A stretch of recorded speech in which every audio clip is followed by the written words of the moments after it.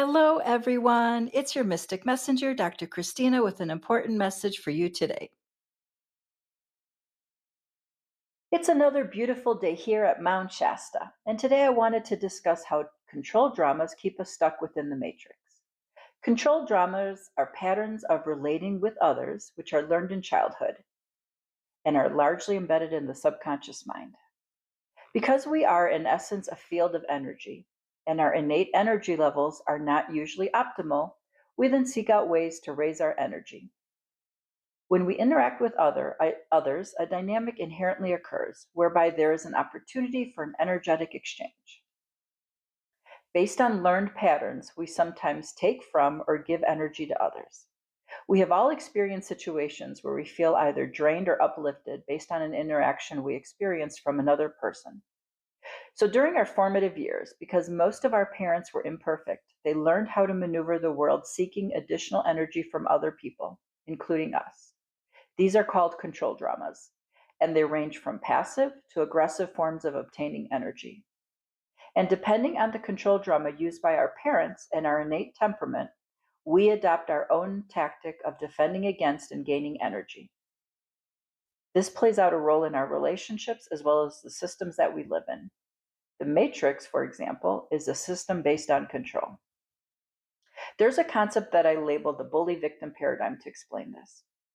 Because of our limited experiences, we sometimes believe that there's only two positions in the world, either the bully or the victim.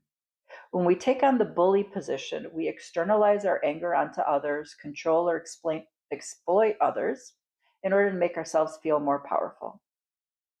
The bully will then attract someone who has learned to take the victim position. We see this in so many aspects of our lives. We allow this dynamic to continue because we are conditioned in childhood to engage in this way. We then seek this out because on some level it's familiar. There are so many examples in which this bully victim paradigm manifests within the matrix.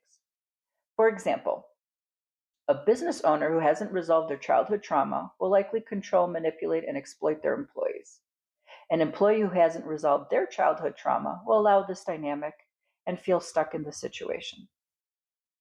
And individuals with narcissistic tendencies will utilize control dramas as well as other dysfunctional ways of relating with others. When I use the term narcissism, I'm not necessarily referring to narcissistic personality disorder. Narcissism can be seen as a continuum. We all fall somewhere on the spectrum. However, individuals with narcissistic personality disorder fall on the high end of the spectrum. Narcissistic tendencies are created in early childhood to defend against feelings of inadequacy. Those high on the scale have a fragile sense of self, which leads to an overestimation of self-importance, a lack of empathy for others, and a tendency to view others as objects. Within many of the systems of the matrix, such as government and corporate structures, the prevalent dysfunctional dynamic that's playing out is this bully victim paradigm. Research has shown that people who have narcissistic tendencies gravitate towards positions of power. To align with a higher consciousness and transcend the matrix, we can realize that there's a third position, not to engage in either role, and learn how to satisfy our own emotional needs. An evolved person learns how to navigate relationships without being a bully, which means not desiring to have power or control over others, impose one's values on others, or manipulate others to satisfy internal needs. An evolved person also learns how to set boundaries with others, communicate assertively, and let go of victim consciousness, and not engage with the bully. If you're interested in learning more about evolving your consciousness and transcending the matrix, please make sure to like and follow me, and check out my videos and my book, Evolving Consciousness, for more information.